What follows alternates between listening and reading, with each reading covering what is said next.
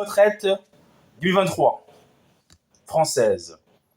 Ce nouveau rapport annuel s'inscrit dans un environnement particulièrement incertain concernant les perspectives économiques et démographiques. Ces incertitudes sont de nature à la fois conjoncturelle et plus structurelle, autour de variables clés comme la productivité, la démographie, l'emploi, le salaire et les prix, déterminantes pour les ressources et les dépenses et par là même les équilibres financiers du système de retraite.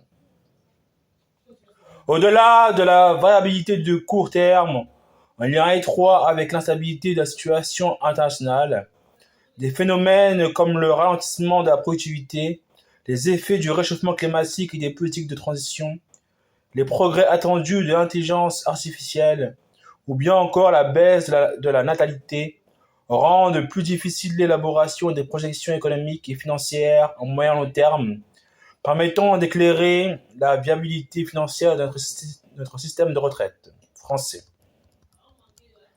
Dans ce contexte, et afin de faciliter l'appropriation des résultats par le plus grand nombre, il a été décidé d'assumer le choix d'une présentation des résultats et des projections financières du système de retraite français sur un seul scénario de référence, comme cela a été le cas dans un premier rapport du corps 2001, 2006 et 2007. Dans ce scénario, le solde du système de retraite excédentaire en 2023 plus 0,1% du PIB serait de nouveau en déficit dès 2024, moins 0,2% du PIB, sous l'effet comptablement des revalorisations des pensions, notamment celle du 1er novembre 2023 à l'Argic-Arco, 4,9%, et celle du 1er janvier 2024 pour les régimes de base, plus 5,3%. Il resterait déficitaire sur l'ensemble de la période de projection et le besoin de financement représenterait 0,8% du PIB en 2070. Même si les dépenses reculent de 13,4% du PIB en 2023, 13,2% en 2070. Les ressources diminuent plus encore, 13,5% du PIB en 2023 et 12,4% en 2070. Bien que la sensibilité des résultats des projections de retraite au scénario de croissance économique soit un sujet d'attention récurrent pour le corps, Conseil d'orientation des retraites, la coexistence de plusieurs scénarios économiques mis sur le même plan a pu rendre difficile la construction du diagnostic partagé qui est en principe attendu du Conseil. Par ailleurs, les incertitudes concernant les évolutions démographiques ne sont pas moindres que celles concernant la productivité et ont des effets d'importance similaires sur les projections financières. C'est pourquoi il a été décidé de regrouper l'analyse détaillée de la sensibilité des résultats financiers aux hypothèses démographiques et économiques après la présentation du scénario de référence.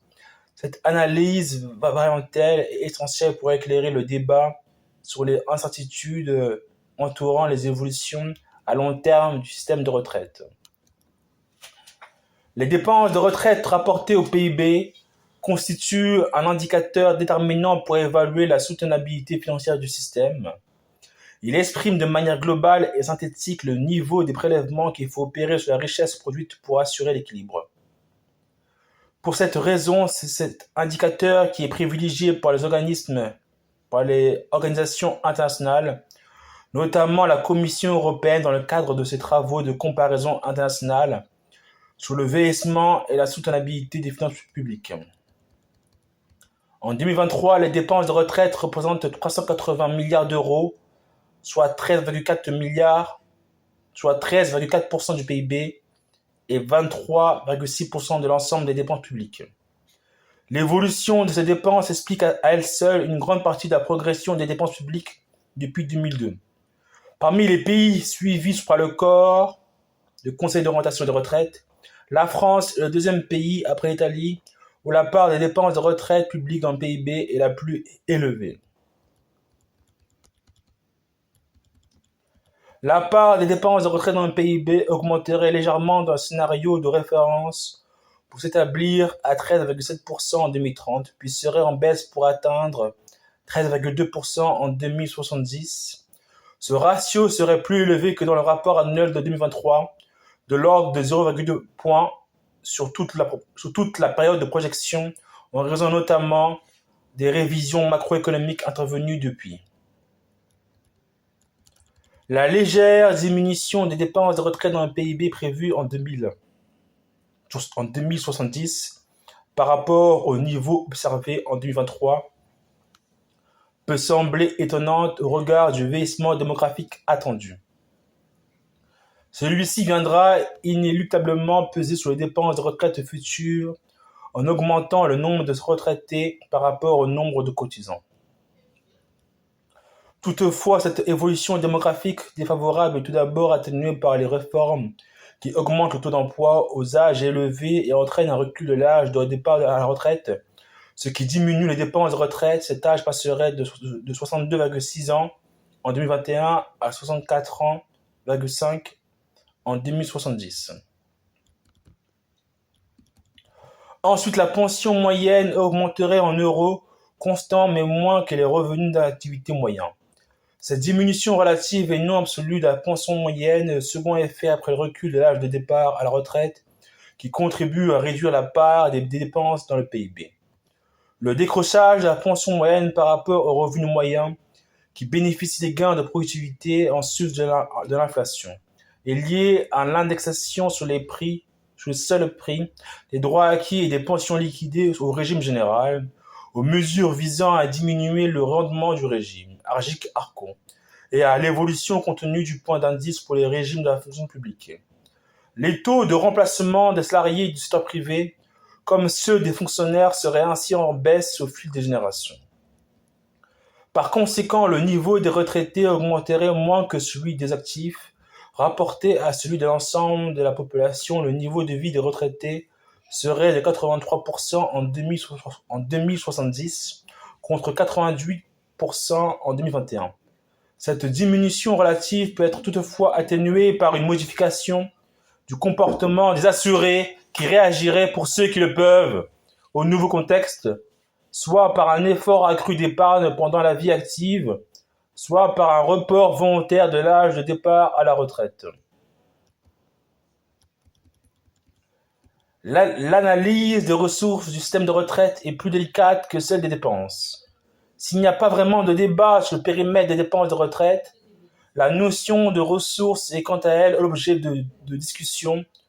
Normalement, un système de retraite en répartition est financé par les cotisations des actifs en emploi prélevés sur leur salaire brut selon un taux de cotisation déterminé. Dans ce cas, les ressources du système de retraite à taux de cotisation inchangé évoluent comme le PIB et l'évolution du solde rapporté au PIB n'est que le reflet de l'évolution de la part des dépenses de retraite dans le PIB. Toutefois, notre système de retraite est aussi financé par des impôts affectés à des contributions et subventions de l'État destinées à assurer l'équilibre financier du régime de la fonction publique de l'État et certains régimes spéciaux SNCF, RATP, régime de mines, marins ou encore régime des ouvriers de l'État. Ainsi, sur les 382 milliards d'euros qui composent en 2023 les ressources du système de retraite hors produits financiers, seuls 257 milliards d'euros sont financés par des cotisations sur les acteurs du secteur privé et les cotisations salariales des agents publics. Le reste provient de transferts de l'État ou d'autres contributeurs publics CNAF, UNEDIC. Ces sommes sont affectées au système de retraite par des décisions du gouvernement et du législateur. Le montant de ces ressources est contingent à ces décisions et présente donc un caractère conventionnel. Il convient de souligner qu'une partie de ces ressources affectées au système de retraite vient compenser des allègements ou exonérations de cotisations. Le Conseil d'orientation des retraites considère que les ressources du système de retraite sont celles que le gouvernement et le législateur considèrent eux-mêmes être des ressources du système de retraite. Il projette les ressources en postulant que les décisions d'affectation de ressources sont stables dans le temps. Toutefois, il utilise la dénomination du Convention équilibre permanent des régimes équilibrés, EPR, pour marquer le caractère conventionnel du montant des ressources. En 2023, Les ressources du système de retraite se sont élevées à 13,5% du PIB. Cette part devrait rapidement baisser à l'avenir pour s'établir à 13,3% du PIB en 2030 et pour se situer à 12,4% en 2070.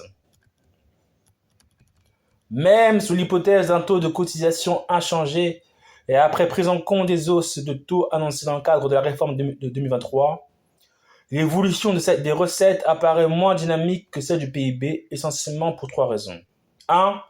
Le régime de la fonction publique de l'État et les autres régimes spéciaux voient leurs dépenses diminuer en part de PIB. Ces régimes sont à l'équilibre selon la loi, les ressources affectées sont ajustées à la dépense. La part des contributions et subventions d'équilibre serait diminuée d'un peu moins de la moitié à l'horizon 2070. Elle passerait de 1,9% en 2023 à 1,0%. 2. La baisse de la part des traitements indiciels des fonctionnaires territoriaux et hospitaliers cotisant à la CNRACL. Dans la masse totale des rémunérations a un effet négatif sur la part des ressources dans le PIB. Ce régime ne bénéficiant pas de la contribution d'équilibre et ayant un taux de cotisation 42%, supérieur à celui de 28% des personnes en emploi dans le privé. L'augmentation de 1 point du taux de cotisation employeur CNRACL en 2024 ne suffit pas à compenser cet effet structure. La part des ressources dans le PIB de ce régime passe ainsi de 0,9% en 2023 à 0,7% en 2070. 3.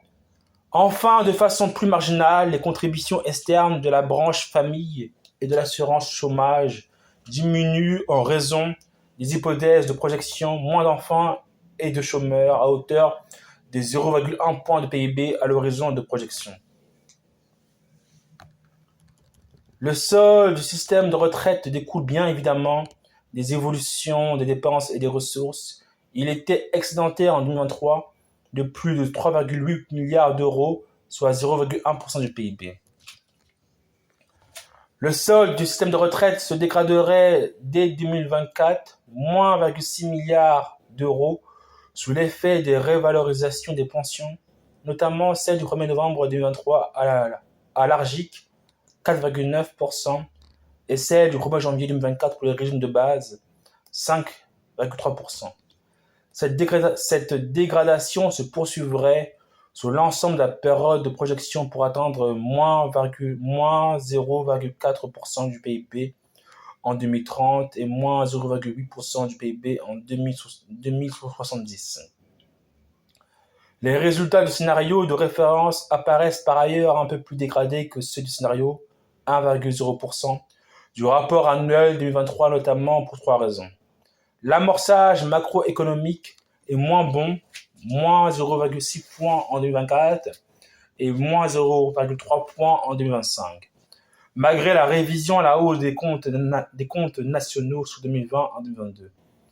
La convergence sur les paramètres de long terme est faite en 2040 et non plus dès 2032. Le passage d'un exercice d'actualisation à un exercice complet de projection a nécessairement entraîné des révisions de trajectoire pour les régimes ne participant habituellement pas à l'exercice d'actualisation. La situation financière serait très différente selon les régimes. Les régimes de base des salariés du privé et le FSV connaîtraient des besoins de financement sur l'ensemble de la période de projection en prenant en compte leurs transferts financiers vers les autres régimes. Il en serait de même pour le régime de la fonction publique et les régimes spéciaux, pris dans leur ensemble, en raison notamment du creusement du déficit de la CNRACL. Les régimes complémentaires des salariés du privé seraient quant à eux excédentaires sur l'ensemble de la période de projection, notamment du fait des excédents du régime ARGIC-ARCO. Enfin, les régimes des non-salariés hors indépendants seraient excédentaires sur la période. La convention EPR, retenue pour la présentation des résultats de ce rapport, permet d'alerter sur le besoin de financement des régimes ne bénéficiant pas de subventions d'équilibre. Elle ne donne cependant par construction aucune indication sur le solde des régimes équilibrés financièrement par l'État, près d'un quart des dépenses et de l'ensemble du système de retraite. En particulier celui de la fonction publique de l'État.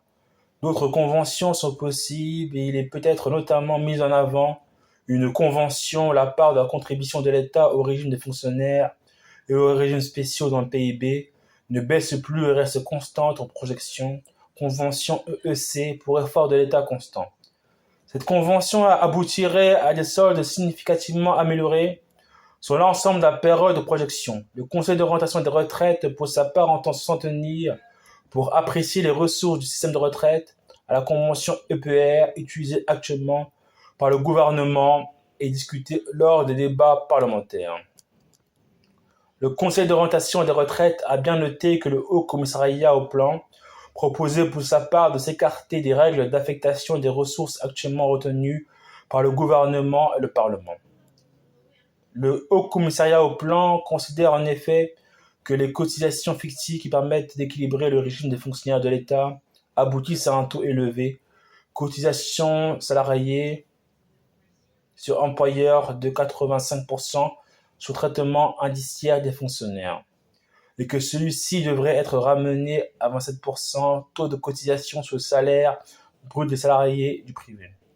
À cet égard, il convient de souligner que le taux implicite de 85% appliqué aux fonctionnaires de l'État permettant de garantir l'équilibre de leur régime de retraite est lié à une maîtrise stricte des embauches et des coûts salariaux dans la fonction publique de l'État.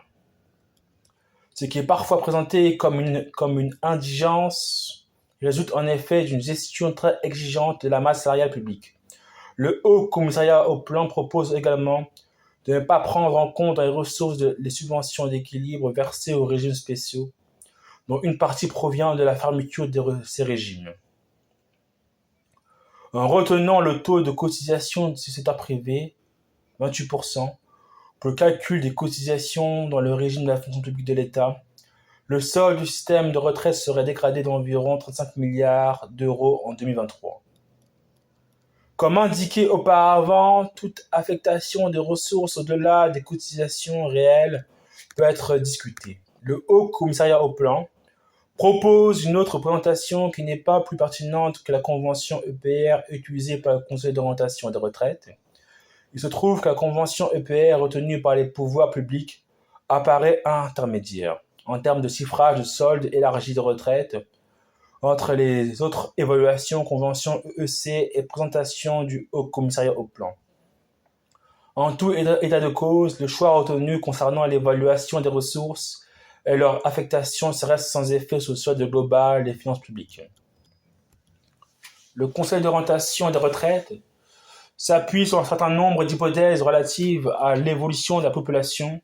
L'INSEE a publié de nouvelles projections démographiques en novembre 2021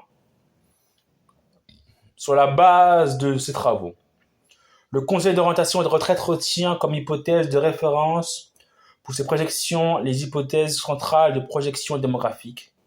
Une cible de 1,8 enfants par femme, un solde migratoire de plus de 70 000 personnes par an, une espérance de vie à 65 ans, des femmes de 26,7% et de 24,8% pour les hommes en 2070. Or, les projections financières du système de retraite dépendent forcément des hypothèses démographiques retenues. C'est pourquoi une analyse de sensibilité est également présentée dans ce rapport sur la base de deux hypothèses alternatives de taux de fécondité, 1,6% et 2,0. Le solde migratoire, plus 100 000 et plus 120 000 et de gains d'espérance de vie.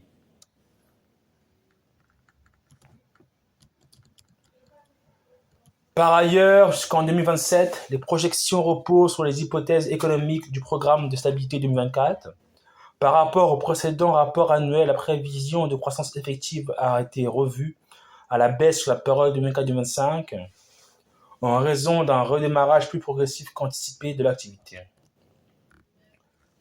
Après une phase de transition, le scénario de référence est construit à partir de 2040 sur la base d'hypothèses fixées par le Conseil d'orientation des retraites concernant le taux de chômage et l'évolution de la productivité horaire du travail, c'est-à-dire la valeur ajoutée moyenne créée par une heure de travail. L'évolution de la productivité horaire du travail détermine l'évolution de la rémunération horaire du travail dès lors qu'il est fait l'hypothèse d'une stabilité du partage de la valeur ajoutée entre le capital et le travail. Les résultats de projection ont été présentés sur la base d'hypothèses de long terme de gains de productivité horaire du travail de 1% et du taux de chômage à 5%. L'analyse de sensibilité est par la suite déclinée selon les 3 autres scénarios de gains de productivité horaire du travail et de 2 hypothèses alternatives de taux de chômage, 7 et 10%. Ces projections sont enfin réalisées sur la base de la législation en vigueur. Elles prennent en compte les mesures portées par la loi du 14 avril 2023. Décalage progressif de l'âge d'ouverture des droits à 64 ans. Accélération de la hausse de la durée d'assurance requise. Possibilité de supplémentaire de départ anticipé au titre des carrières longues. Revalorisation des petites pensions. Une majoration de la pension pour les assurés en emploi en fin de carrière et ayant eu des enfants. Les projections de ce rapport intègrent donc les effets financiers de ces nouvelles mesures. Il convient par ailleurs de rappeler que le principal effet de cette réforme sur les finances publiques vient in fine de la hausse des recettes publiques qui découle de l'augmentation du taux d'emploi et de l'activité qui en résulte. L'hypothèse concernant les évolutions démographiques et économiques ont des effets significatifs sur les projections financières. Or, ces hypothèses sont à bien des égards incertaines. Aussi après la présentation du scénario de référence, est-il apparu nécessaire de consacrer une partie spécifique du rapport à une analyse détaillée de la sensibilité des projections à différentes hypothèses économiques et démographiques. Cette analyse, conduite sous forme de variance autour des hypothèses démographiques et économiques, est primordiale pour éclairer le débat sur les incertitudes entourant les évolutions à long terme du système de retraite. Le scénario de référence mis en avant dans ce rapport ne suffit pas à lui seul à instruire l'ensemble des enjeux concernant le devenir du système de retraite français.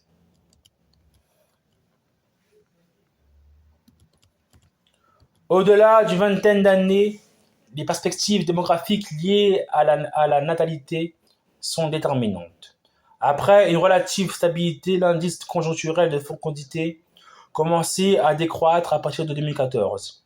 Il est ainsi passé de 2,0 enfants par femme en 2014 à 1,58 en 2023, année qui marque une forte baisse par rapport à 2022, à l'ICF, était encore de 1,80. Il faut remonter à 1993 pour retrouver un niveau aussi bas que celui observé en 2023. Dans les projections démographiques 2021-2070, l'INSEE a retenu comme hypothèse centrale un indice conjoncturel de fécondité égal à 1,8 enfants par femme, mais la baisse tendancielle observée depuis une dizaine d'années interroge. Il est pour l'heure difficile de savoir si elle renvoie aux incertitudes du moment sur la croissance économique et l'environnement international, ou si elle reflète un tournant plus structurel vers des comportements plus proches de ceux d'autres pays européens où l'ICF est parfois très bas. Cette incertitude pèse fortement sur le diagnostic qui peut être posé sur la viabilité financière future du système de retraite. Si le nombre d'enfants par femme devait être moins important à l'avenir, 1,6, la part des dépenses du système de retraite serait plus élevée dans le PIB à l'horizon de la projection. Du côté du numérateur, la masse des dépenses continuerait de croître au même rythme que dans le scénario de référence et ne serait que peu affectée par les moindres naissances à l'horizon de la projection. En revanche, du côté du dénominateur, le niveau du PIB serait plus faible en raison d'une population active moins dynamique en lien avec les moindres naissances. L'écart serait nul jusqu'au début des années 2040 environ, puis irait en grandissant pour dépasser légèrement plus 0,7 points de PIB à l'horizon 2070 par rapport au scénario de référence. Les effets seraient inverses avec l'hypothèse d'une fécondité haute, 2,0 enfants, la part des ressources dans le PIB étant insensible à l'hypothèse de fécondité. Le solde du système de retraite serait dégradé d'autant. Le niveau de vie relatif ne serait pas affecté par cette variante à législation inchangée.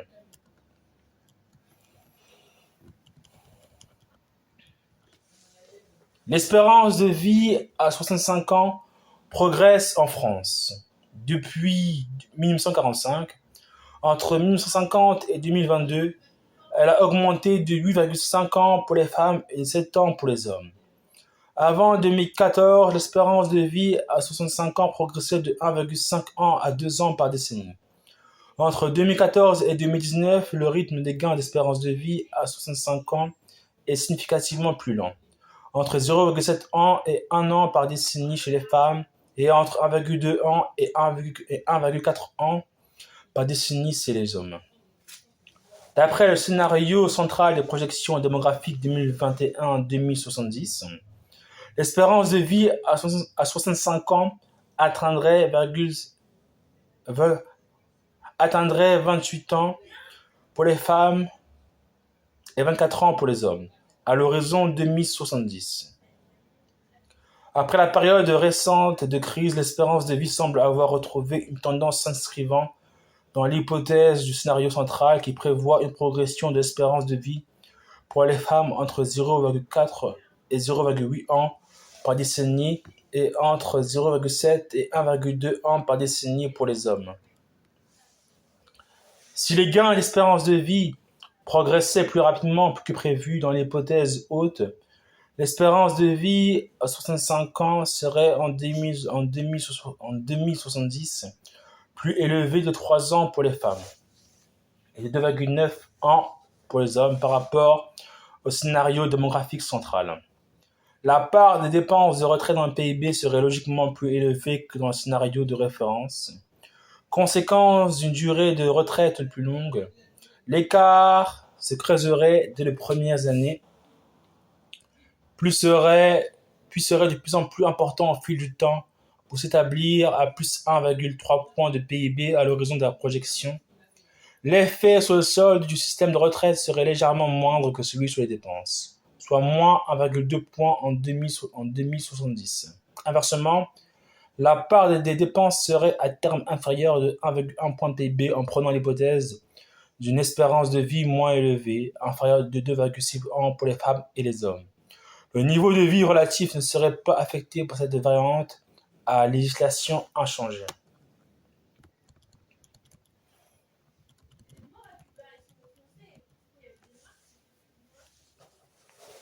Les perspectives financières du système de retraite dépendent également de l'ampleur des migrations en provenance des pays étrangers et hors de nos territoires. Ce phénomène est mesuré par le solde migratoire, qui est la différence entre le nombre de personnes qui sont entrées sur le territoire et le nombre de personnes qui en sont sorties au cours d'une année. Le solde migratoire observé au cours des 25 dernières années, plus de 82 000 personnes par an, se caractérise par des évolutions particulièrement volatiles et heurtées. Plus encore que pour les autres composantes, une forte incertitude entoure son évolution, qui dépend de facteurs complexes, conflits internationaux, difficultés économiques ou même de survie, liés au réchauffement climatique, dynamisme du marché du travail, décisions politiques. Il convient de souligner également que sa décomposition par âge et par genre peut également avoir un impact variable sur les projections financières. L'INSEE retient la moyenne des années 2018 à 2021, plus de 183 000 entrées nettes, comme observation provisoire pour les années 2021 à 2023. En 2020, dernière année observée, le solde migratoire s'est levé à 223 000, bien au-delà de l'hypothèse centrale des projections démographiques, plus de 70 000, voire même de la variante haute, plus de 120 000, la variante basse retenant un solde migratoire de plus de 20 000. Avec un solde migratoire plus faible qui s'élèverait à 20 000 personnes par an dans les hypothèses basses de l'INSEE, Les dépenses du système de retraite seraient plus élevées dans la richesse nationale que dans le scénario de référence de l'ordre de 0,6 points de PIB à l'horizon 2070. Ce résultat reflète un niveau de PIB moins élevé en raison d'un moindre nombre de cotisants. La part des ressources dans le PIB étant quasiment identique quelle que soit l'hypothèse de solde migratoire, le solde du système de retraite en serait dégradé, d'autant. Inversement, un solde migratoire plus élevé, 120 000 personnes par an dans les hypothèses hautes, diminuerait les dépenses de 0,7 points de PIB. L'écart sur le solde serait positif à due concurrence. Le niveau de vie relatif ne serait pas affecté par cette variante à législation inchangée. Il est important de rappeler ici que le taux d'emploi contribue directement à la richesse nationale d'un pays. Plus il est élevé, plus le PIB et les ressources du système de retraite sont importantes. La cible de taux de chômage est utilisée dans les projections pour évaluer par différence la fraction de la population active en emploi. Ainsi, la masse salariale et le PIB sont d'autant plus élevés que le taux de chômage est faible. La part des dépenses de retraite dans le PIB dépend de la cible de taux de chômage retenu, 5%, 7% ou 10%.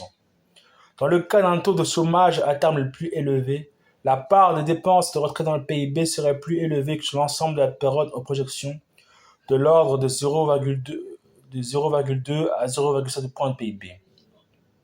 L'écart sur le solde du système de retraite serait moindre que celui sur les dépenses. En 2070, le solde varierait ainsi entre 0,8% et 0,9% du PIB, selon que la cible de taux de chômage est de 5%, 7% ou 10%. Les effets du taux de chômage sur le niveau de vie relatif des retraités resteraient limités. En cas de chômage plus élevé, les actifs auraient un niveau de vie un peu plus faible qu'en cas de chômage à 5%. Hypothèse de scénario de référence. Le niveau de vie de l'ensemble de la population serait ainsi également plus faible. La situation économique française et européenne a connu depuis le début de la crise sanitaire, début 2020, des variations d'ampleur et de nature inédites. Et les perspectives proches sont elles-mêmes sujettes à des incertitudes importantes, liées notamment à l'évolution de la situation politique internationale.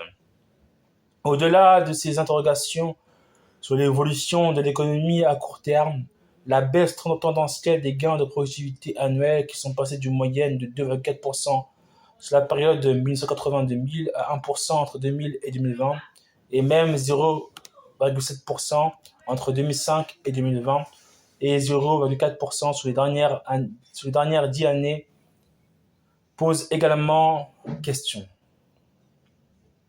Le débat économique actuel reste très partagé chez les économistes entre techno-optimistes et techno-pessimistes. Sur l'avenir de ces gains de productivité, les incertitudes portent notamment sur les coûts économiques associés à la transition écologique et sur la possibilité ou non d'un choc positif et significatif de productivité lié à l'émergence de l'intelligence artificielle. Afin d'éclairer le débat sur les évolutions à long terme du système de retraite, le Conseil d'orientation des retraites souhaite décliner les résultats des projections sur un éventail à la fois raisonnable et suffisamment large de scénarios de gains de productivité horaire du travail. Scénario 0,4%, 0,7%, 1% et 1,3%. La grande variabilité des résultats d'un scénario économique à l'autre traduit la forte dépendance du système de retraite à la croissance qui s'explique principalement par la revalorisation sur les prix des droits acquis et des pensions liquidées dans la plupart des régimes.